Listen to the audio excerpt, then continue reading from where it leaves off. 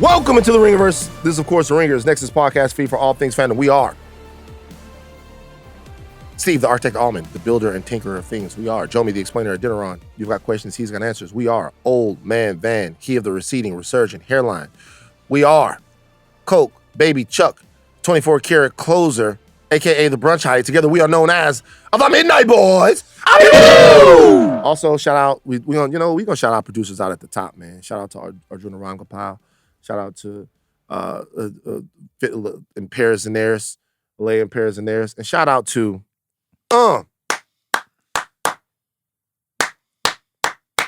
Mr. Chocolate. All right. HR. Jonathan Kermah. Can we not fuck up on the first House of the Dragon instant reaction? Let's not call him Chocolate, bro. Can we just roll it back, please? Mr. Chocolate. It's gonna triple down. I don't know why you assumed that would stop him. Hey, Charles, you want to know how to make Van triple down? Mm-hmm. Do what you just did. Follow us on socials, Insta, Twitter, Facebook, TikTok. For now, save Jomi's job. Jomi? I'm surprised you didn't call Kerm, Jonathan the Magnanimous.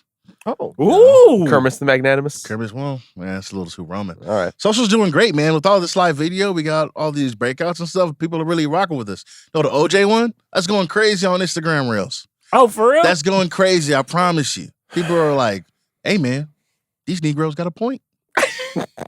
Jomi forced me to collaborate with an IG.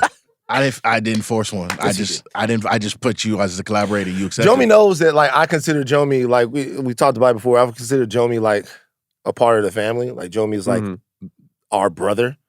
And so he goes, hey, man, collaborate on this reel. Make sure you collaborate. I went, no. He went, thanks, brother. Appreciate it. That's great. Perfect I love answer. that. I love if he'd that. have come back with some weird type of guilt trip, hey, really, please do it, that would have started the bullshit. Yeah. That would have started the bullshit. But he went, hey, man, thanks. I really appreciate it. And I was like, fuck! Wait, did you learn that from fucking Logan Murdoch? Because he be doing that shit. Anytime Logan wants me to do something, he just like, hey, yo, I need this real quick. And then he just leaves. I'm like, what? And he's just like, yeah, just handle it. And I'm like, bro, dog. Now, here's what it was. I was in the movie. Oh. Right? And so, like, the trailers are going. So I'm like, yo, before this movie starts, let me make sure Van sees this. And he goes, no. I'm like, the Nicole Kidman part is rolling up. Thanks, bro. I appreciate you. Let me put the phone away. Let me lock him. It was effective. Yep. I mean what I said about Homelander, too. He's terrifying. Okay, we're now on YouTube. Everybody give it up. We're not, with the clapping, bro. You can watch every Midnight Boys House of R and Talk to Thrones episode on youtube.com/Ringerverse. We'll be covering The Acolyte, The Boys House of the Dragon. Like, comment, and subscribe. Listen, you guys, it's very important for the algorithm that you guys like, comment, and subscribe. When I'm watching the different YouTubes that I watch, all different types of YouTubes, and I always feel so sorry when people have to ask for the likes and the comments and the subscribes, because it literally, just listen, it literally takes no effort to do it. Just hit the like button. Just hit the like button, hit the subscribe button, just touch it. It don't cost no money. It don't cost no money. Nah, but you want to know I don't like to like and subscribe? Because now the fucking Midnight Mob is going to be like, fuck your like and subscribe. Charles is being a hater. I'm never liking and subscribing. So now they have another way to hate. Let me tell you something. See that? It's very telling. We're going to do, because I think that we should all, now that we're on video, I was thinking about this. I think that we should all have psychological evaluations, and I want to bring somebody on video on here pod? to do it. Yeah. Okay. Honestly, I'm not opposed to this. What? I want to let him cook. Midnight therapy. Okay. Midnight. Oh, right. I thought you can were we- bringing in like a police officer to be like, who's a psychopath? I love See? this. Look Take how nervous you got. Look, That stays in. That stays in. Look how nervous he was. Look how nervous he got. I can't. Like, look how nervous he got right there. I want to bring in a therapist or a mental health professional. We should have done this for Mental Health Month. Arjuna, do you have paper towels? Like a midnight therapy session where we all sit around and talk about Can we take the table out and it can just be us on 4 different couches? Just loungers. Just Right. He asked for a leaning paper back. towel. Fainting count. Kerm gave me his dirty ass one napkin, bro. Fucking, I know it's rough out here, but niggas can't get paper towels. Also, the Ringerverse will be live at the El Rey Theater this summer in LA. We'll be there on July 17th. Talk to Thrones will be there on June 25th. That's coming up. Yeah. Very soon. Check out ringer.com events for more information. Every Tuesday and Thursday, House of R will deep dive into the House of the Dragon and the Acolyte, respectively. Every Monday and Thursday, the Midnight Boys will give you their reactions to Hot D. And Thursday, the Boys and the Acolyte. On today's show, it is a monumental show, a big show. Wouldn't you say, Chuck? The biggest. The biggest. We'll be giving you our reactions to the season 2 premiere of House of the Dragon. Now, we're going to give you spoilers right now, the warning for House of the Dragon, which is very important. I'll tell you why. When I first started watching House of the Dragon, the first episode, I realized that I completely forgot what happened.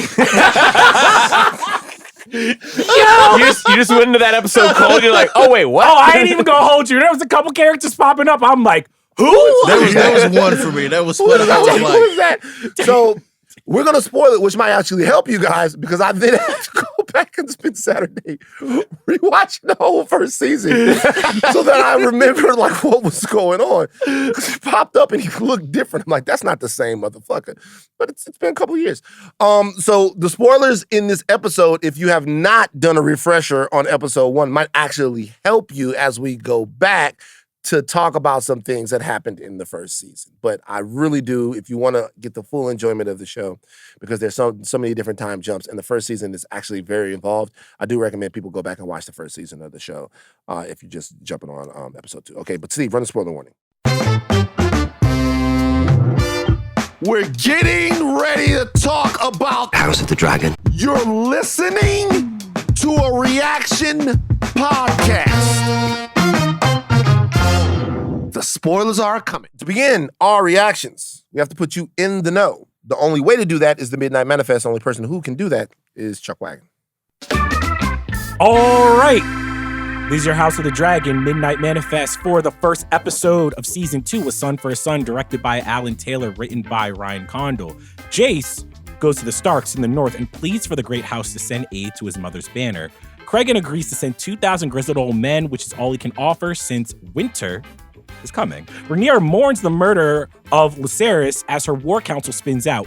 Daemon demands that Rhaenys flies to King's Landing and help him get revenge on Aemon and Vhagar. Meanwhile, in King's Landing, Aegon is proven to be an ineffectual king as Alicent, Otto, Aemon, and Larys are all jockey to have the most control over their new imbecile king. When Rhaenyra finally returns to Dragonstone, she commands that Aemon be killed. Daemon, taking this order to heart, returns to King's Landing with the help of some intel from the still-alive White Worm and pays the Ratcatcher and Watchman, aka Blood and Cheese, to sneak into the castle and kill the One-Eyed Prince. Blood and Cheese naturally fuck up and kill Jaehaera, and distraught, Helena runs to her mother, Alicent's room, where she's getting her back blown out by Sir Cunnilingus Cole.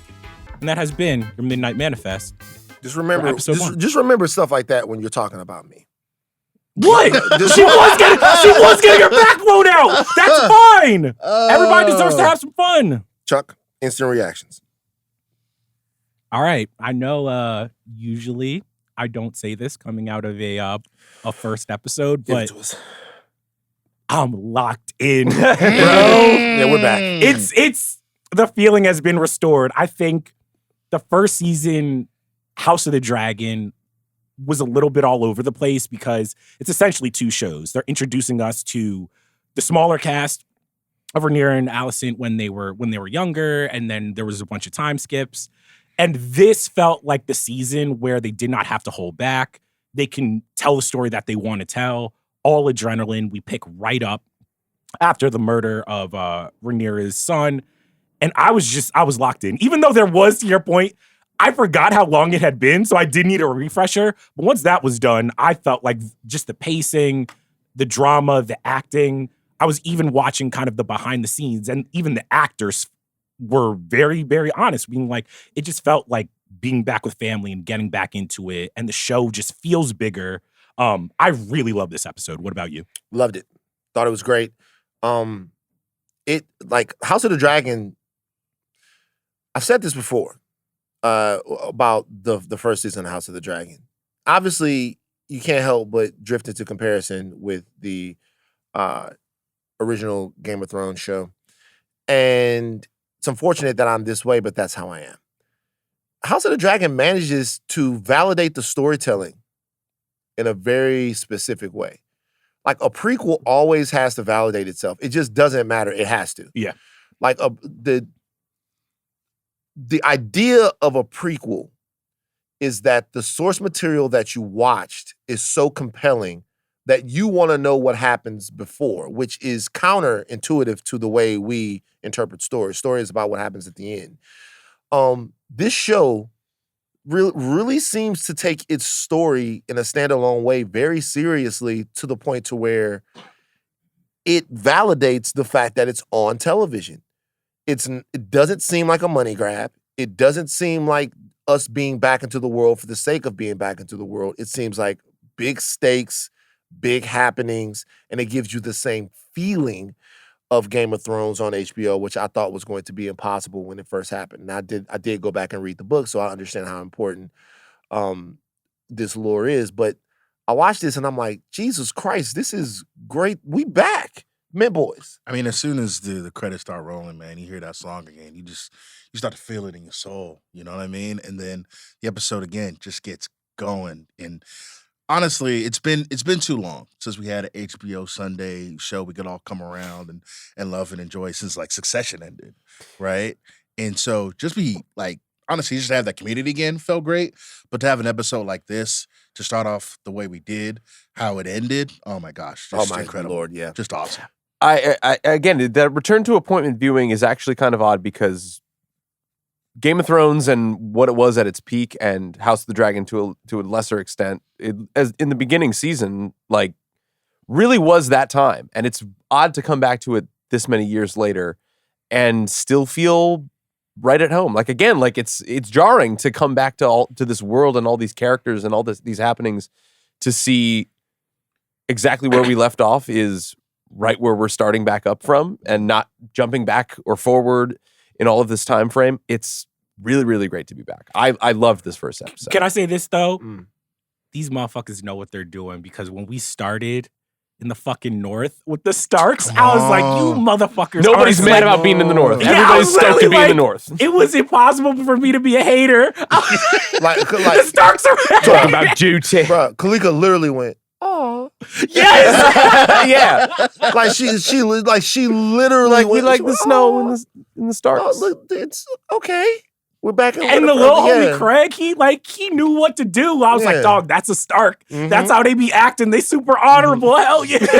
They super honorable. The whole thing, it felt real. And he's up there and he's got the thing. He looks, and when he gets the raven that his brother has been killed, he emotes. Yeah. You know what I mean? If you were somebody else, that message might be fucking tough.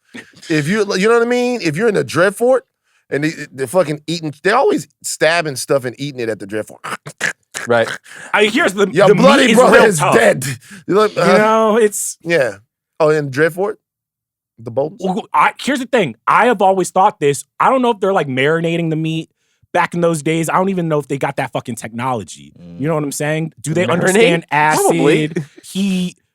Jomi. I'm sure they boil do. stuff. I'm sure. I'm sure they do. I'm sure it's not. They don't know. They're sprinkling like paprika and throwing parsley on everything. Right. But they got salt and pepper. When right? did marinating meat get invented?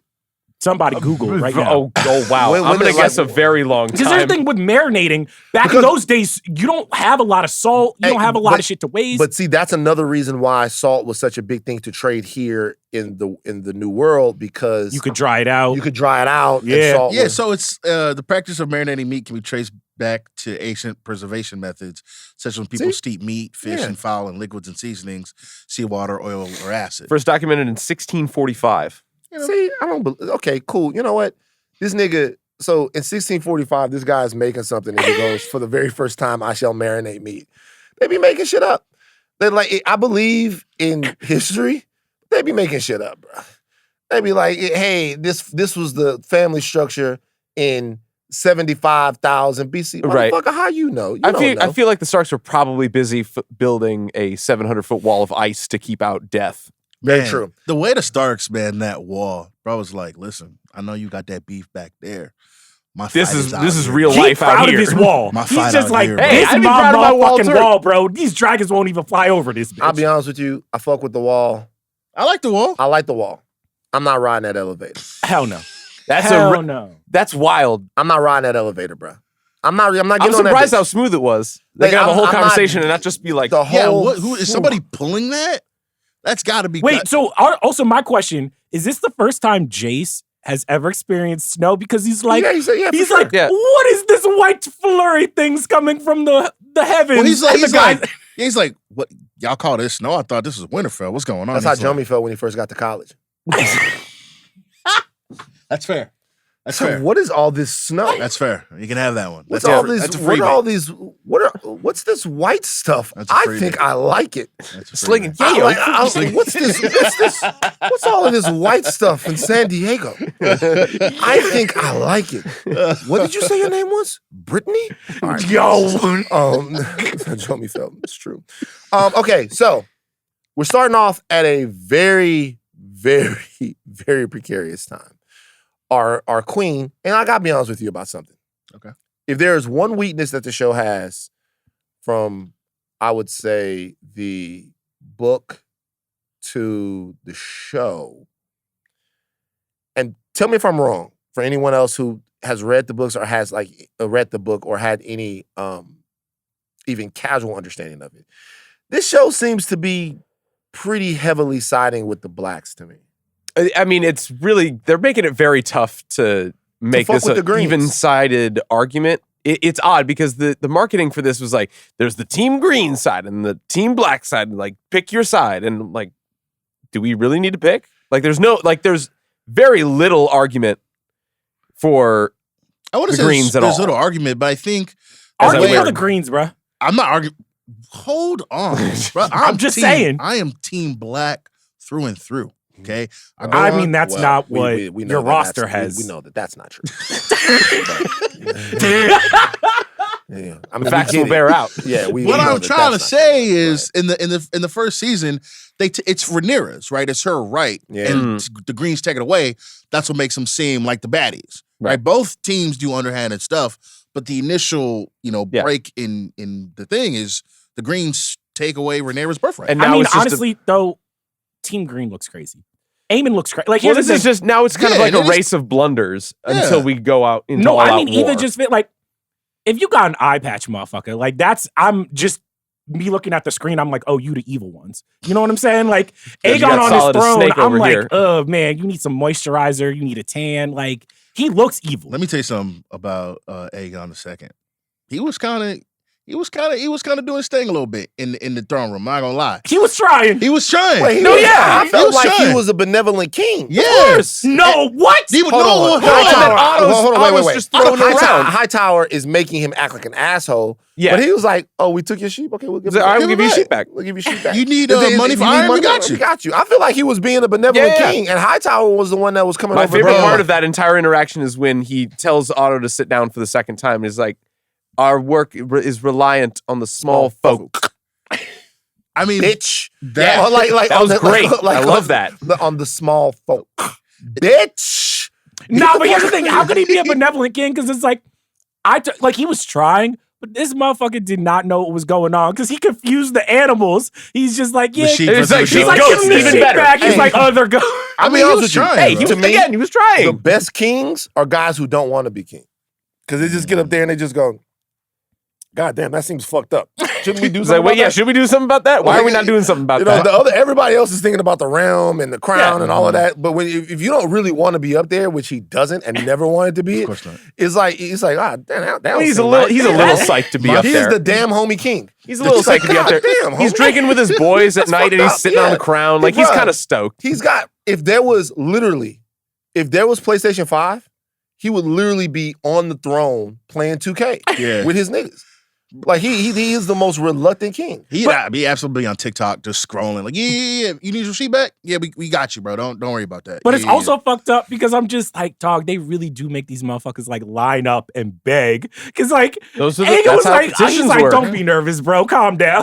Just a It'll guy, be bro. cool. Just dude, bro. Chill, man. Wait till you know learn me? about lobbying. Yeah. Where That- we pay people to that go beg entire for scene shit is that they funny shouldn't get. because it's just Otto being like, he rolls his eyes I laughed. I thought that was funny. He was sick to his stomach. Sheep back. Let me get it. You don't need that sheep, bro. We need that sheep. So we start off with the realm reacting to this great tragedy, which is Aemon's killing of Luke. And it seems that the show grounds itself in the response to that. There's grief, there's anger, the war is on, there is regret, there is trepidation, there is fear, there's all of this stuff. And now we know we're at a point to where we can't return. I do think that the show tries to equalize the suffering felt by each side, of course, at the end, which is a very important scene in Fire and Blood, with Blood and Cheese killing a kid, which was incredibly fucking difficult to watch in front of his mother, making the mom choose anybody that has any sort of feeling. When you watch that scene, it is absolutely gut-wrenching. It's gut-wrenching. Still, though, it seems like this is a story sometimes more about how the blacks lose than it is a story between the greens and the blacks sometimes. Am I wrong? I mean, I do think that at least this first episode, and what I'm going to predict is going to happen throughout this entire season, is how does Rhaenyra lose her way in terms of just like Daemon at this point is like, and honestly, a bunch of people around Rhaenyra are like, motherfucker, this is war. He's looking for a fight always. Yeah, he's just like, when can I put on my murder cloak? Yeah, I mean, here's the thing. We gotta be real. Once Daemon puts on that cloak, I it's know different. he's up to no good. He's that Kermit meme. He's just like, he's like, I'm ready. It's Olympic mellow, man. It's 2012 Messi. It's different. He's like, I'm gonna put this thing on. We finna go crazy. But it's like, and here's the thing. The funny thing about Rhaenyra is Rhaenyra's like grieving. She's just like, I gotta go see Luke. I gotta go make sure. I'm just like, I don't know if I need to go fly out and see the dead dragon wing. You gotta know. Also, we gotta talk quick. I need the House of the Dragon motherfuckers, the creators, to stay off social media. You need to stop listening to these pods because they made sure in this first episode to see how Rhaenyra jumps down from a dragon. She looked like LeBron James just like scurrying off the wing. I'm like, a dragon dismount is probably never going to look good. But she was just sliding down the wing. I'm like, what the fuck? I always thought that they should build like a little slide. Like down the back of the into the dragon. saddle? Where? No, like on the back of the dragon, like a little slide where you could slide off that motherfucker. That would be dope. Slide? be There's scales. Yeah. No. what? Did I say build? This is what I hate about your generation. You guys are so right. Didn't I say build? Play the fucking I old man didn't game. say bro. play it. Christ. Fucking play it. I didn't say slide down the scales of the dragon and rip your ass to shreds. I said they should build a little slide. Yeah. And you could slide down the dragon. It would be cool. You get on the dragon, and then down on the back, there's a dragon slide. Guess what? Anybody out there, engineers, architects that watch the show, we want to see you Your dragon build your slides. own dragon slide. Why couldn't we do a helicopter ladder situation? Okay, what's that? What's going on? Like, you know, in like all the fucking action movies. Oh, where they hook the thing they on? hook the little ladder on, boom. I like that too. With the little ladder that comes down. Yeah, and but like, you you're gotta- always trying to stop it from like Yes. taking off, and fucking the Joker got killed in Batman 1. Remember what happened? Yeah. Y'all remember that? Yeah, The yeah, Joker yeah. was trying to hold on to it. Batman killed him. Right? Yes, killed him. By hooking his leg to the thing. Yeah, okay. I'm with that. But like just jumping off that motherfucker don't really, you know. It's not, you can't, you can only be Also, so graceful. If we're being honest, there's been like generations of inbreeding at this point. Mm-hmm. So her ankles are probably fucked up. You know what I'm saying? Like she's tearing like an ACL. Like, Are you talking about the bone spurs in the generation of Targaryens That's that are going to come crazy. out from later? if you think about it, guys, this is like generations of inbreeding. All of their bones are brittle as fuck. Probably. Damn. Rhaenyra Targaryen out 6 to 8 weeks. She got a torn ACL from Derrick Rose. dragon hopping. It's tough. Ouch. Yeah, tough. Tough. Tough for you. All right, you know what I want to like No, me. Steve. Bulls fan. Bulls fan. You know what I want to start doing? Maybe we'll have to do it for this episode, but this show is a show of fantastic standout scenes. Yes. Like House of the Dragon. Like I think of singular scenes that are just amazing. As I rewatched the the first season, the throne room scene, the scene where Aemon kills Luke, all of that stuff, right? Scenes from this episode. We're not going to give our top 3, but I want us to start giving the top 3 scenes from every House of the Dragon episode because they have really great scenes in every single one, right? Mhm. Like super important ones. What were some of the best scenes that you can remember in this episode? I think one, and it's not that long, but it kind of shows you already how the black, like the what?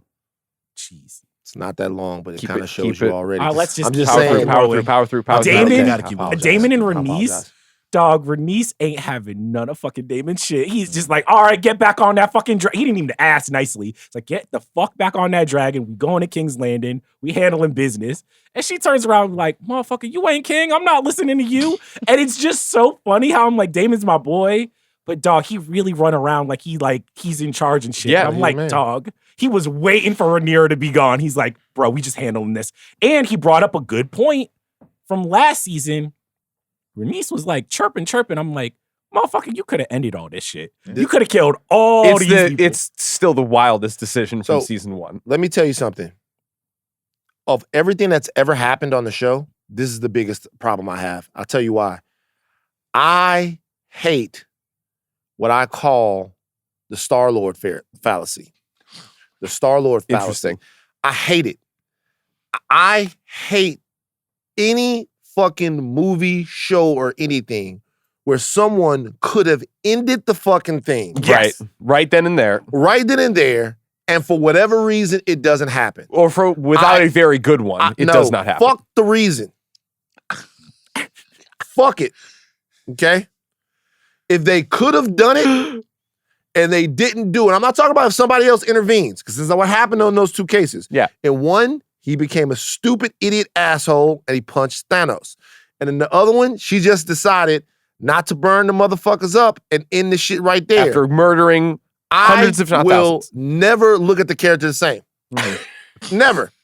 Never look at Star-Lord the same. Never look at nobody the same. Do you think that's why Damon has like a little bit of like Yes! spice? Yeah, He's like, absolutely. you Yeah. dumb motherfucker. That's absolutely right. Yeah, like her son could be alive and he's dead. So why don't you get on your fucking dragon and get and go down there and let's handle business because it's really your fault. I would have fought her. I would have. Jesus Christ. You squared up? Like, It's like drop. You gotta let's go. You gotta give me my fade. I'm sorry, bro. You gotta give me my fade. Bro. We gotta have a dragon fade Come in the sky. on, man. No, you come back. I'm telling y'all. You come back. Yeah, I had them lined up. What? Why ain't you? I gotta give me my fade, bro. But that was a great scene. it was. What else we got? There are so many things. I want to talk about Emma Darcy for a minute. Anything that Rhaenyra is in for this episode, it's very small. They do not say many lines in this episode. And the presence that they command with a look, with tears in their eyes, crying, it's incredible every time. I think the scene for me, another Emma Darcy scene, I don't know how many lines she has in this episode, Not many at all. but the one where they're coming into the throne room and everybody's like, oh, we got this plan. I'm going to write a Harrenhal. Yeah, we got the gullet all sealed up. And she Mhm. just turns around and is like, I want Aemon Targaryen. And it's a very like amazing, like long tracking shot and like it Yes. pushes through the table and all those things. It's an amazing moment. All right, so my It question, sets the though- stage. It sets the stage. Issues like I want Aemon, and I'm like, all right, I understand that, but this motherfucker got Vagar, so it just seems like sneaking up on him might not be like. Because here's the thing, That's too. what she wants, This though. is- I love Daemon, like I do, but every single time he puts on that cloak, he makes the dumbest fucking decision, and I'm like, bro, why are you always empowering the dumbest motherfuckers in the crew to do the most important jobs? Well, I Because wouldn't they're say- ready to fight. I wouldn't say that like the dumbest decision. He get locked in and then, things go sideways. I wouldn't say like he's the one. He basically, because they cut to it, like they cut before he says it, he's like, all right, y'all get Aemon, but if you can't get Aemon, like, That you is gotta tough. lead with something. No, there's this clever thing. I'm glad you brought that up, but like they cut away before. No, they're like, that's what are what we I'm getting saying. But finally? But Damon's come on, like, man. I'm paying y'all gold. Like, motherfuckers, you gotta leave with the head. I don't care. Like, I don't care. But here's the thing, and you mentioned this just a second earlier. The Vagar gas is crazy. Everybody's like, man, we can't do nothing because Vhagar out there. I mean, we haven't Vhagar seen dude. Vhagar do it like y'all that. got dragons too. Y'all don't believe in y'all dragons. But here's the thing, even Melees, Otto, Caraxes, Cyrax. What happened to the game? nah, what happened even to the Otto's letting fucking Aemon run wild. He's like, you do got Vhagar, so what we really gonna do, son? What's up with Vhagar? I mean, They gotta jump Vhagar. If I got the dragons, I'm just jumping. Right? Okay? Jace, everybody, let's go. We can't fight us all at once. Let's all run up on him. Like, it's nuts. You know what my favorite scene was? My favorite scene was when he comes in to tell his mother that he got the troops from that was so Westeros. amazing. He's holding in those tears. Not from Westeros, from Winterfell. And it's like, those are the things to me that matter about this. Oh, yeah. Oh, because he's trying to keep it together. He's trying to be trying. like the For his leader. mom. He's like, we got 2,000, and he's crying. I'm like, like the things that always get me about this show is like, it's essentially a show about one gigantic dysfunctional family and about everybody's dueling motivations between duty and revenge and just like the people that they love. Yeah. Duty, revenge, and that's your motherfucking uncle. That's your cousin. That's your brother. That's your husband. Like, that's what it is. And when he comes in, he's trying to be a prince and she allows him to be a son. yeah. And a brother. And I'm like, I've ran it back 2 or 3 times. So well played. When I say she, I mean the character. Yeah. But he comes in there, I did my duty, and he can't get through it. His brother's dead. Yeah. And so like that to me are like this state, for as much as this show, because Game of Thrones is literally about, and Game of Thrones has this same thread. I don't want to take that away from it, but Game of Thrones is literally about who's going to rule, and this is about who's going to rule. But I guess it's the same because Game of Thrones devolves into the trauma that people have experienced. No, but this show is more closely a family where it's like Game of Thrones is like all these families are competing, where it's just like the emotional thread of this is like these people grew up together. These are uncles, aunts, cousins, sisters, and brothers. Yeah. And you can even tell, I think with Alicent and Rhaenyra, the whole thing about this war is I am killing people that I love more than anything in the world because they hurt me more than anyone in the world. But I think, honestly, one of the most powerful scenes, I think, this show does a great job of really putting actors and characters in roles to succeed. And Sir Kristen Cole was getting after it. I was really proud of him. You know what I'm saying? What are you talking about? What? What's wrong? Man. The motherfucker used to be a knight, now he's a fuck toy. That's fine. He's getting passed around by the crew. Like, Rhaenyra, it's cool. Yeah. Like, he knows how to play his role too. Because she's like, this is the last time. And he's like, all right. No disrespect. No disrespect. But he is the Pete Davidson of Westeros. Respect Pete Davidson. Respect Pete Davidson. Let me tell you something. Nah, let me tell you don't something. do that. Let me tell you something. I like this. Yeah. Like, he's like Pete Davidson because he's a breakup rebound dick. He is the one that gets you back to your hotness. He stewards you along with the dick and then lets you go. So I more so thought that Kristen Cole was Westeros' future. Because, he's all up in the box. He's having a real fun time. I love him. He's like, we going crazy. And then he's with Aemon and he's just like, Rhaenyra. And I was like, dog, why are you still on Rhaenyra, bro? That's a good argument, but the only reason why I wouldn't say that he's future is because strong is future. Strong is future. Strong. Be with you, have 3 kids with you, and then let the other motherfucker raise them. Yeah. Like, you know what I'm saying? Strong is future. Like, playing in the background. But by the way, like, we're going to get to the actual best scene of the show. But does the queen know? Do people know that Cole and Alicent are in a relationship? Do they know? Because I think some people do. Like Larys, like Larys, he knows. He knows. Definitely knows. But he knows everything. That's his whole point. True. Yeah. And but I think also Otto knows because when they walk into the crazy. small council, he's like, you horny motherfuckers. Like he could probably smell, everything. What? Just listen. This what you're probably right. But look. Just stop. No. Wait. No, fuck that. Leave it in. Wait. Stop picking on me when I say stuff. I swear to God. Like, stop picking on me when I say stuff. Did you hear that? Yes. You smelled it. Smelled the dick and pussy. Can I explain? Stop picking on me when I say stuff. Can I expound? No, you can, and I'm not disagreeing with you. Just know that was a vanism. Yeah. All right, I'll put it this way. Yeah. So they not really drinking water back then. It's like mead and shit, All right? right. So already, and Oh, they no. only taking baths like, once a week. Yes. So it's funky. You know what I'm saying? Gotta be. So I mean, if you're in the royal family, you're probably pretty well kept up. they literally was just like going after it. They didn't even like wipe off, like put some perfume. They just walked into the room. He didn't bring her. She didn't bring him a hand towel. Is that what you're saying? The warm hand towel. Y'all know the warm hand towel vibes. Everybody in this room knows the warm hand towel vibes. Whatever, man. Here's the thing. Van, I'm on your side. Mint boys.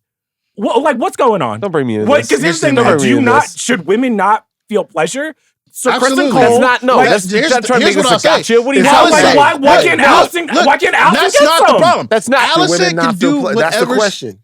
Allison can do whatever she wants. Who am I to get in women's business? Yeah, exactly. The problem is Kristen Cole. What about him? That's the worst dude in Westeros by a mile. Maybe he's like an amazing box eater. Maybe. Oh, yeah, obviously is. Maybe. Well, so who That was cares? But that doesn't mean he's not a loser. That doesn't mean he's not a lame. I That like doesn't him. mean He's shit. you like him.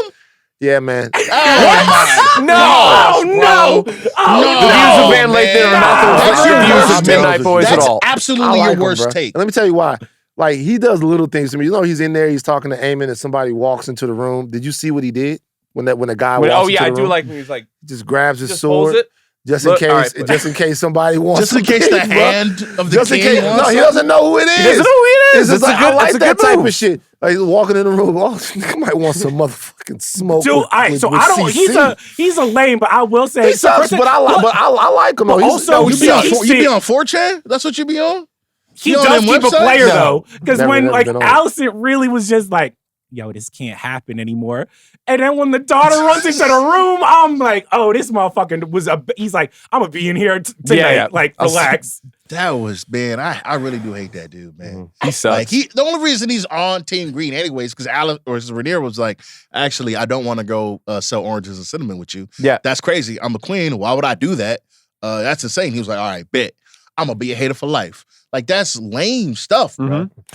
That's your boy though. Like, yeah, it's whatever. He was hurt. He was hurt. right. Wait. Nah. Remember we talked about the guys that got broken up with when they were 14 years old, and they never got over And it. they never got over Christian it. Cole's a grown ass man and That's not Christian over that Cole. shit. No, Yeah, That was no. 17 years ago. Nah, Christian Cole, he can't get over it, bro. He never give his heart to another one. Man, fuck that, yo. All right. I mean, it is crazy because then he's just like, "Damn, you married your uncle." You know what I mean? Like that's wild. Okay. So our next episode, I'm going to establish a Black characters watch here Okay. because we got a lot of Black characters on the show. They did absolutely nothing in this episode. I didn't want to say it. There was a small like, hey, thanks for pulling me out of the sea though.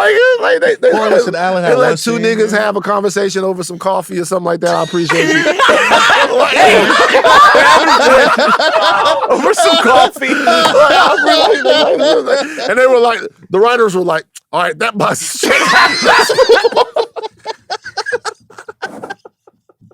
Nah, it was You crazy. pulled me from the sea. What's the name of the ship, dude? Alan.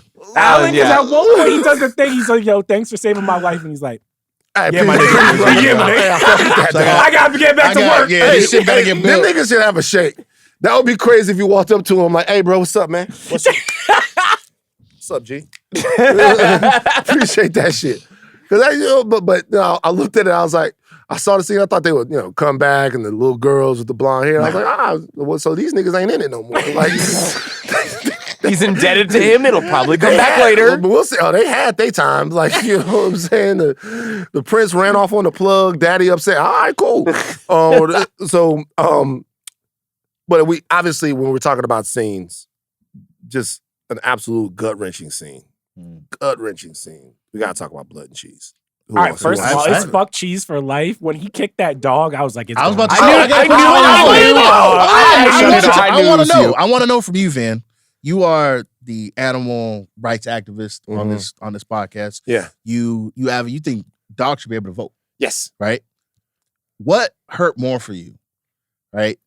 Jaehaerys getting his head sawed off, or cheese kicking the dog, or blood kicking the dog. Well, I'm gonna have to go with the fucking baby, but Oh, really? it's close. It was the dog. It's close. It was a because he punts that motherfucker, bro. Charles.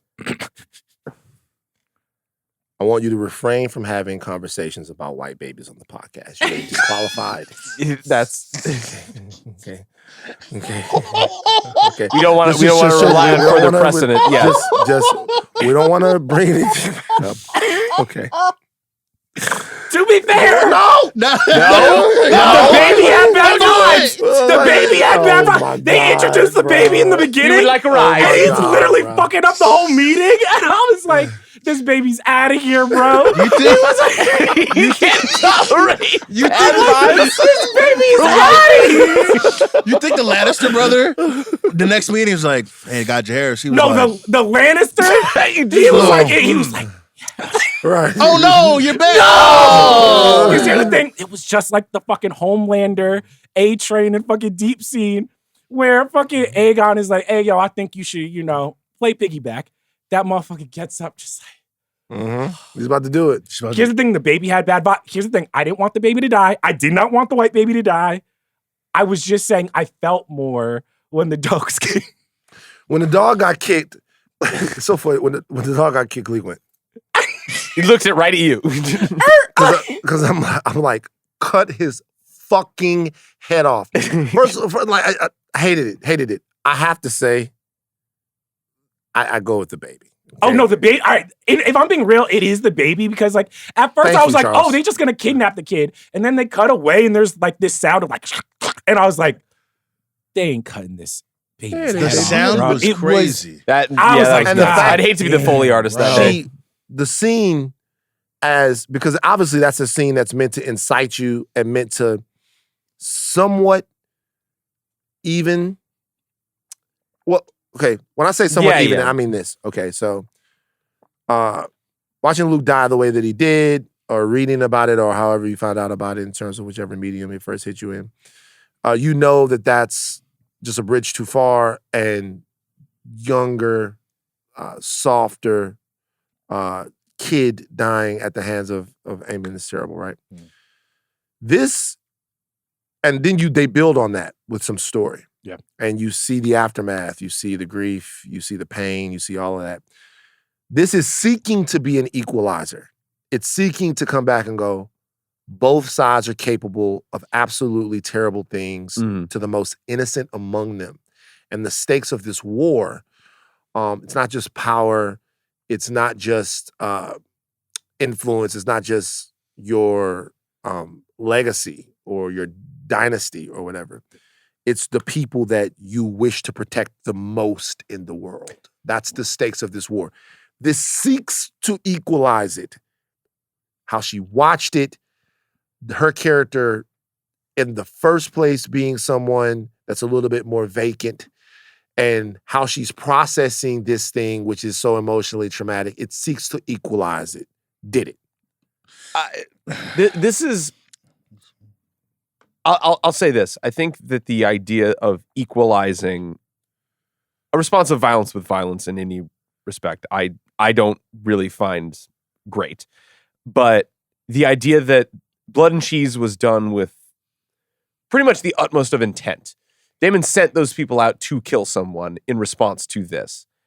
The way that Fire and Blood is documented in the books is a historical retelling of events that led to this war that more or less ended all wars in Westeros.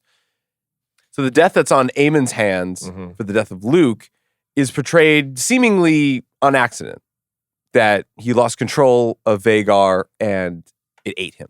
In the text and in the books and in even the show itself, everyone believes that he meant to do that. Everybody believes that he meant to kill that and get some shit popped off. It's odd to know that like the response of like intended violence and intended consequence and intended recompense now just gets conflated every single time and snowballs into these terrible things that now will be committed for the rest of the show. But also, fuck all that accidents. Like you riding, I get like it. he was, because even when Luke goes to him, he's just like, "Yo, I want an eye." Like, dude, so it. Did he say want to kill him? I mean, at that point, bro, so it's portrayed like, you know, kind of the same way. I personally believe that the way I've always interpreted it is that his dragon acted upon the wishes that he knew his master rider had. And that can be interpreted that way. I think for sure. I mean, the dragons are intuitive. Like in this episode, we see when Rhaenyra is mourning, like seeing the remains of Luke's dragon. Cyrax also is like starts screaming, right? Like, so the dragons definitely like have that emotional tuning. Maybe that's the point. Do we think that? Because I think something that this episode does very interestingly is how far is Daemon willing to go? So do we think that Daemon did go there? And like, because like you said earlier, we don't see him say, essentially, if you can't get Aemon, find someone. Do we think that Daemon kind of knew that this was a possibility? And also my question is Daemon going to be the thing that fucks up the blacks? Where it's just like every single time Daemon makes a decision, I'm like, you are going full 100, 0 to 100. Like he does not have any like middle kind of stakes. He's just like, oh no, we're getting this back in blood immediately. There's a difference between a warrior and a general. Warriors great at war. Generals great at planning war. Excuse me. That's not what my dad used to say. Warriors are good at fighting. Yep. Generals are good at war. That's a Terry Lathan seniorism. I'm sure he heard somebody say it in a Western somewhere. About Happy Father's Day to my dad. But it and the thing is, which one is he? Is he good at fighting or is he good at war? He's good at fighting. It's the same, but both have it on each side because the Greens, you already see Otto. Otto's losing power. He's like, Otto's a jackass, but you can tell he's been the hand to three kings at this point. You don't stay the hand without being some. So he's smart. but then you have Aemon in the background being like, yo, fuck all of this shit, bro. Let's go. And on the black side, you have, I would say the Otto kind of point is probably Rhaenys. At this point, she's like, hey, I trust Rhaenyra. And then you have fucking Daemon who's just like, bro, get on the fucking dragons.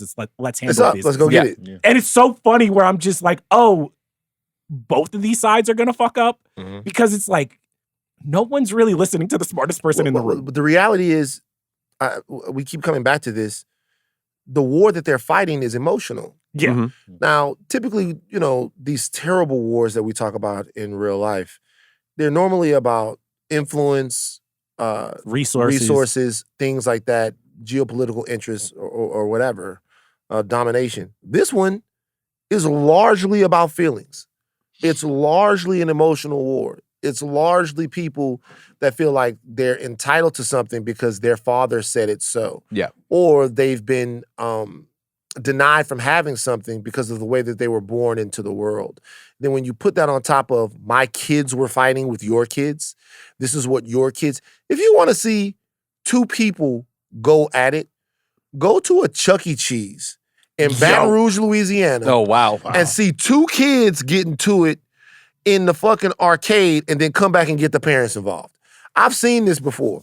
Man, one time, sorry about the stories, guys, but one time, maybe this is like, I don't know, 2004, 2003. What we would do is this. We would love to have these kids' parties at Chuck E. Cheese, right? Because as a group of grown men, it would give us the opportunity to play skee ball. Hey, skee ball is great. Okay? I'm with you. Kids over there, eat the pizza. Skee ball in the corner. Me and my whole crew, plus Mike McLaughlin, Gino's brother, we go over there and we play some skee ball. Yeah. By the time you know it, we hours and hours deep it's skee ball. The place is about to fucking close. Everybody's looking around like, will y'all leave? And like, no, we on that skee ball because that's what we do. We ball it up ski style, okay? One time we're there and one of our little homies, because we in a gang now, right? Got into it with one of the other little homies from a different section over one of the video games. Came over there looking at us like, oh man, we just had a little issue over the video games. I'm like, what? Well, who? Him? I'm like, yeah. We're like, hey, let him play the video game, man. What's popping? Let him play the video game. Oh, right, and then you're fighting with little kids. And then you hear from the other side, hey, if he can't get off the video game himself, why you get involved? And like, hey, nigga, you talking to me? Oh, you talking to me? Hey, your kid is trying to dominate the video games. He ain't got no home training. What you mean he ain't got no home training? All you hear is everybody off the skee ball. Now, the greens and the blacks. No, you can't. Actually, you can't say the home training thing. Actually, it was the blacks and the blacks. The blacks and the blacks. And it's up because when the kids are getting fucked you can't over, say the home training shit because that's already motherfuckers about to throw hands, bro. Yeah. Hey, it wasn't my little nephew who was trying to kick people off of the fucking game. It was these motherfuckers from the other side of town. It was these motherfuckers. What side of town? Whatever. They're from the north side. It was these motherfuckers that was trying to kick kids off the game, and we ain't having that. And it was almost the greens of the you know what stopped everything right there? Fresh pizza came out. There you go. Oh, wait, do you think All this gonna sound bad? Do you think in the back they got the the niggas black about to fight? Get the pizza. Hey, they at it again. Put some pepperoni out.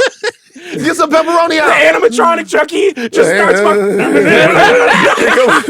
So you're saying that all we need is some anti-beef pizza in Westeros? They might need some pizza. I don't know what they eat. I think pizza would blow their minds in Westeros. That'd be crazy. It'd fucking kill them. Yeah. The Victorian mind can't comprehend Pepperoni this. might cook. But having said that, like with Daemon or anybody else, a lot of these people are just reacting off of emotion. That's why, to bring it back to what we were talking about, raising the emotional stakes by, killing a male heir, killing a child, killing the innocent, like preying on somebody would see. It's part and parcel for what the show does, but now, we know that things cannot be brought back. Yeah, that's the thing. Like now everybody has the same stakes. You killed my son, I killed one of your kids. Now, like, we're all on even playing field. Let's get it. I mean, the interesting thing too is also you can tell this is a family dispute because the rest of the realm ain't rushing to pick sides. They're like, oh man, maybe y'all work this out. The key players are sided. They're blockades. They're like ways that like people are. Even Cregan was like, that blockade though is coming from inside of the blockade is coming from the fucking other people. They're with them. Yeah, that's what I mean. Yeah, like people have chosen sides is what I mean. Even Cregan was like, the other houses. We'll send you the old people. Nah, Cregan was like, he's like, yo, you the homies. At least y'all didn't pull up with the dragon, so I gotta respect it. I respect my oath. But even the Greens are still plotting. Aegon's like, bro, send the fucking dragons and tell these motherfuckers to shut up. But that's another, like, speaking of choosing sides, like Daemon was like chewing out that guard, like telling like your treacherous twin didn't kill so and so when he had the chance. It's like we're supposed to be protecting the royal family. That's not what we do. And we're supposed to protect the royal family, and all of you guys are technically the royal family. Yeah. And this is just rich people fighting. Also, we gotta remember, like, I hate when they do that to like people that aren't a part of the royal family. I'm like, we already know what happens when you a kingslayer. Yeah. Motherfuckers in Westeros never forget. I'm not the type of person who's about to kill a king because I'm like, my son's son, y'all gonna bring it up anytime they enter the room. And that's when you're a Lannister. Mm-hmm. Yeah. So if I was Jaime, I'd have been like, hey, stop saying that about me. That doesn't have shit to do with me. If I was Jaime, I'd have been like, hey, that's in the past. That's old news. Every time I come in here, y'all playing. Y'all niggas always playing. Stop saying that about me. My daddy got a lot of money. Leave me alone. My daddy got a lot of money. Daddy got a lot of money. Leave me alone. I did feel sorry for Jaime after a while. Yeah. Like, Kingslayer. Stop playing with me, man. Yeah, honestly, this might be because it just, I have a rotting brain. But like Aegon with the kid, I was just like, why does this remind me of Drake and Adonis. Like, Oh, shit. I'm like, Wow. why's Damon catching? Wow. Like, Wait a minute now. Wait a minute the kid's now. all up in the video. He's like running to the small council. Everybody's just like, hey, bruh, get this little nigga out the video. He's like, no, he stays. He stays. He gets a piggyback ride.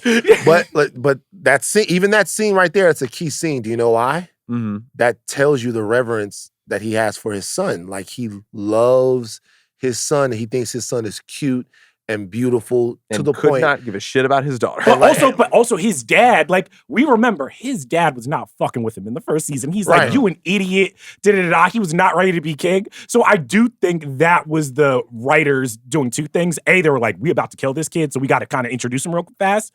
But also for Aegon, it's like, damn, I wish I had a dad who believed in me, who wanted to show me off, bring me to the small But council. at he'll the same time, overcompensate. you know that when this boy is killed, that he will now be a different type of king. Absolutely. This will a schism that he hasn't been particularly emotionally or energetically invested in. Yes. You can expect that now that it's visited him in a Mhm. very direct way, Yes. that he will be. And the full force of the crown is now behind this war between the Greens. I mean, He's one of finna the- lock in with Aemon. He's finna lock in with One of the bro. things that the show does very, very well is when Blood and Cheese are walking past him, sneaking past him, he's chilling on the fucking Iron Throne, not taking it seriously. Not doing shit. He's with his homies being like, yo, we got to come up with a fucking hotter name than the Magnet. Like, and it's like, oh, Dragon Cock. How about you that? are like seeing the before and after of just like, oh, he's never going to be that king again. Fantastic, He's never yep. going to be able to just talk about like, Great what should point. my name be? Yep. It's like, oh, after this night, because if any of them were paying attention, this shit's not going down like that. Right. They No. would have seen somebody legitimately walking through their house to kill his son. Because they both looking, they're just like, are we about to get caught? He's like, keep walking. He's like, what's the fucking Madagascar thing? It's wild. It's just Just hey, wave and just wave, Okay. just wave and look good, man. Now, last thing I'll say before we leave, unless anybody else has anything that they want to add, we got to get to the MVP of the episode and we got to get to the Midnight Meter. I want to say something here. This show is fucking gnarly, man. Oh yeah. Oh, Grizzly. This show, I mean, when I say this show is gnarly, because there's so much stuff, I'll just be honest with you, involving young ones, kids, like little people. For the most part, I mean, there was some death of young people in Game of Thrones. For the most part, the older people were getting splacked up. Like, for as impactful as the scene was at the end, and it was a great scene, it was insanely hard to watch.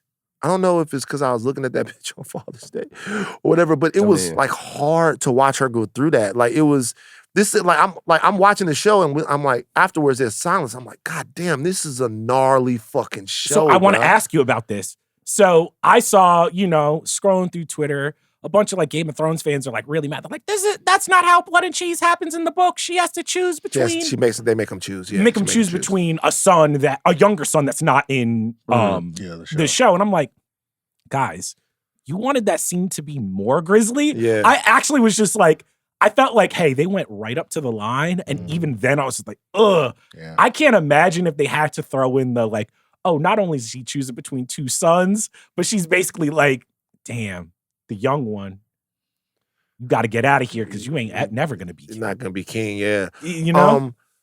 I think it was actually more clever the way they did it. That's not to take anything away from George, but I think it was for television. This version of it worked better. Yeah. It makes us sound like psychos when they're like, oh, well, this is clearly the better way to do that. No, I mean just in terms of even a dramatic way for the dramatic for stakes sure. of Yeah, it. we get it. When she tried to play them off, kind of what Lamar would do in that situation. Take my necklace. And when he looks at her and he goes, no, she's telling the truth. Yeah. Mhm. She saw it.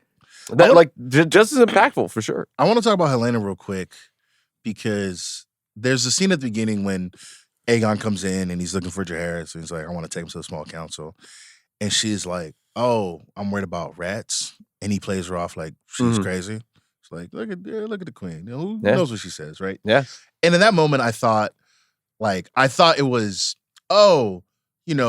everybody's worried about dragons in the sky, but she's worried about rats. I thought that was like symbolism for like, you know. Like she's worried about the present The here and people- now. like the I thought she was people- talking about snitches. She's like, we got a snitch in our midst. You I know? think, yeah, that's what I'm thinking. I'm Well, thinking like also she's true. just talking about like the folks around. It's not the dragons Mhm. that are going to decide this war. It's me It's the and small you. It's folk. this- It's the- yeah. Oh, exactly, Jomi, right? that's such an astute point, bro. But she literally means like the rats. Who Mhm. comes and kills The rats. her son? The people supposed to be catching the rats. Yeah, Mhm. so she was worried about it. She was pressing it in that way. How much does Helena? Jomi, hold on real quick. I want to say something. I think there are a lot of people out there, Jomi, when you were about to go on that were expecting a glitch out. But I wasn't going to say Opus Motorandi right, again. like Opus What was Motorandi, Randy? Yeah. like people are like, what's going on? They were expecting. That was a fucking fantastic point. That was great. I try my best. How much? Jomi, explainer. I have to ask you this. Mm.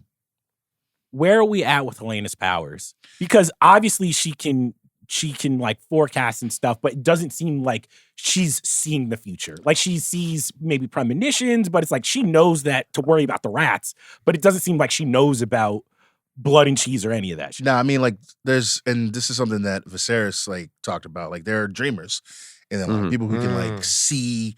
You know, you can see stuff. You don't know exactly what it's going to be, but you can like see into your future. She kind of has that. She has that. They don't. Yeah. Nobody recognizes it yet, but she can, see things that are about to happen again. And this will obviously be She- tapping into that. She Exactly. basically sees the future the way Jedi sees the Jedi see the future, which is not really at all. It's impossible to tell. Like, when the yeah. Sith But come But that's back. the Which worst is- power to have because I'm like, if I can see the future Uh-huh. and it does not help me in the fucking slightest, I'm gonna be more pissed. Right. Because then I'm gonna remember, I'm like, Mhm. damn, remember when I was mumbling about them rats? We should have done something about because when I saw that in the beginning of the episode, I was just like, if she started talking about rats, I'm just like, motherfucker, we are locking this door. No one's getting fucking in. I don't know. Also, there's no guards. Like we not stationing guards in front of like the fucking prince. It's real lax over there. Yeah, really lax. You think- fucking security. You think Kristen Cole, when he was giving Allison Oh, the maybe, hot D? yeah. Hey, there you go. Maybe he was Kristen, supposed to be- hey, if he catches all the blame for this, I'd love that. I need that. I love that. Need his pack. He's doing his thing. All right. MVP of this episode. I'll go first. Go. Blood and cheese. Okay. Yeah, but what? Well, I mean, technically, I think that is the right answer. I just How? don't want to. I mean, here's the thing: we will remember them for the entire run of the show. I'm sure. Yeah, they These did a motherfuckers- memorable here's the thing. thing: these motherfuckers were on scene for like what a total of probably like 20 minutes, and immediately like they kicked the dog, hated them. You know what I'm saying? Worse, like just villainy. It's really hard to be the most ain't shit motherfucker on this show and to do it in 20 minutes. I think under that runner up, I have to. Jace was really like he did not have a lot of time, but he was a great leader. Like he was real. Like he wasn't putting it on too much when he was with the Starks. He wasn't begging, but he was really like, "Hey man, come on, he got that done." Then when he visits his mom, it's like I felt bad because I'm like, "Oh, dog, Jace and Rhaenyra are the only two people with a soul left, and Rhaenyra's out of here." Yeah, Rhaenyra's about to go nuts. It so. makes sense that he was so good because he clearly went through puberty on the dragon ride over.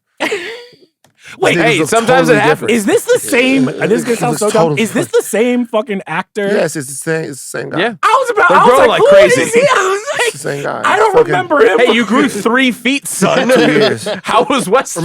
Remember How was the wall? when Bran was a kid, and then the next day you were wondering if he could get quality minutes for the Knicks. Yeah. like you I had to put him in the wheelchair. MVP of the episode, Steve. Kind of Rhaenyra. I think Emma Darcy's performance is incredible this episode, and we're only going to get more. I'm with Jace. Jace went to the north, did his thing, stood up in front of his mom, despite the fact he was hurt inside, did his thing, and then being at when they were doing the funeral prior, with the little brother, he held it down. I got the little. Jace got some That's Rob real. Stark energy though. A little bit. Oh man, We'll He see. got a little bit of him like Don't I'm like love you that. too. Don't love that. You too good for this world. You a little bit too like pretty boy. Like I got a heart of gold shit. I'm like You always got to keep an eye on him. you always got to keep the eye on the Rob Stark motherfuckers. Charles, what we got next? All right, so guys, you know how we do a midnight meter at the end of every season of television or movie, but sometimes we do a mini meter. Just get temperature check. Mini meter, 1 to 12. 11 and 12, game changers. 1 to 10, classic ranking. Let's just do the first episode. Hype, how are we feeling? Van, mini Midnight Meter. I'm gonna go 9. I'm gonna go 9 as well. This here's the thing. I still think that this was probably a slower episode in terms of like just getting us back into this world, acquainted with where everyone is. But if we're in terms of just excitement for the season, I was locked in. You know, I hate everything. And I was still like, after this, I was just like, damn, motherfuckers did it. Yep, I'm gonna go 9. I'm going 10. Okay. All right. We're in like an era, man. We got The Boys, House of the Dragon. We got some shows that like leaving me like I can't wait to see the next episode. And when rest in peace, Zenieris got and Helena's running to the room, I'm like, yo, please, next week, come on, Sunday, let's get it. But to be fair, if we just ranking kind of like first episodes out of the gate, House of the Dragon, Acolyte, The Boys. House of the Dragon done last. I mean, all right, let's I mean, it's different levels. Yeah, it's different levels. Oh, The Boys is a great show. Boys is a great Well, no, here's the thing, because Great y'all show. say like this is. I'm like, if we were comparing the last season of The Boys to the first season of House of the Dragon, I think The Boys would take it. Probably a little bit better, yeah. it's possible. But I really enjoyed Lot of game the left first for season both, of first season of House of the Dragon. I love the Likewise. second half of the first season. Interesting. What you got? 9 for me. It's great to be back. I'm genuinely excited to watch TV on Sundays now. This is great. We're I back. love it. We're back. Yes, sir. Let's wrap. Every Tuesday and Thursday, the House of R will deep dive into House of the Dragon and the Acolyte, respectively. Every Monday and Thursday, the Midnight Boys will give you their reactions to Hot D. And Thursday for the Boys and the Acolyte. Our producer, Steve, the architect, Ahlman. Jonathan, Mr. Chocolate. It's like you're waiting for that pause. It's the pause that always gets them. Aleya and Paris Zenieris. Jomi, the explainer at Adeniran on social. Hashtag Jomi, the San Diego Snow King. The San Diego Snow King. Snow over there. Yo, yes, it does. Oh man. I've been down there, baby. Little flurries. Oh, yes, it does. All right. Additional production from Arjuna, Ramgopal. Chuck, take us out. We're slanging that hot D, and we do it with ease. And black people love them some blood and Chuck E. Cheese.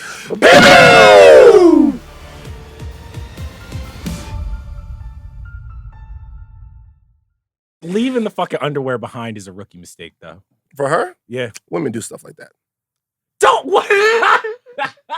You haven't left so much as a sock somewhere that Women- wasn't supposed to be? Women do stuff like that.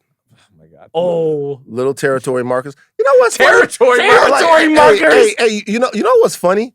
What's funny is that's so not outrageous. That like happens. Like that's so Yeah. y'all are so It happens. young. They come to your crib, they leave a toothbrush, they leave It's something. not a territory thing. Marking your It territory is is a fucking insanity. territory thing. What the fuck? It's a territory thing. Why is that Women wrong to aren't say? dogs, bro. They're not pissing all over your apartment. Can I tell you something? Can I tell you something though? Can I tell you something though? Just we have to obviously get into the podcast. So I'll say Are we something. rolling? I don't even. Like, Oh, great. Hold on, Oh, great. hold on, So hold on. glad this is Hold on. archived. But hold on. But you know Right. what? This is where the woke shit Hang on. fucks with me. And I tell you, because I'm woke, right? I'm woke, and I don't like using woke as a pejorative. It's MAGA and all of that shit. But we have to. But this is where it bothers me. Of course, women are territorial. Men are territorial. People are territorial. I've never gone over to a woman's apartment with the thought, I'm marking my territory. No. It might not be a conscious thought. I remember. Let me tell you a real quick story. Then we'll leave. Just real quick story. Just real quick story. Then we'll leave. Real quick story. And then we get to the thing. First met Kalika. Kalika had an ex-boyfriend, right? And he lived in the same building Oh, that no. she lived in, Oh, no. right? I'm in there. You know, I start meeting her, start being with her. I'm over there all the time. Hey, I'm over there all the time. Her work was right up the street. I'm over there all the time. I'm hanging out. I got a key to the joint. This I'm is. coming in and out of the joint. I'm over there all the time. I'm sleeping. I'm going to work. She's going out with her friends. She's going. One time she was going out with her friends. She was like, "Hey, I'm leaving. I'm going out with my friends." And I'm like, "Okay."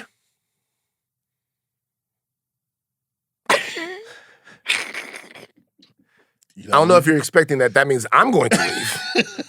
Well, that is an interesting. But LSU is getting ready to play Alabama. I'm in this bitch, and she goes, "Oh, okay, cool. See you when I get back." Boom.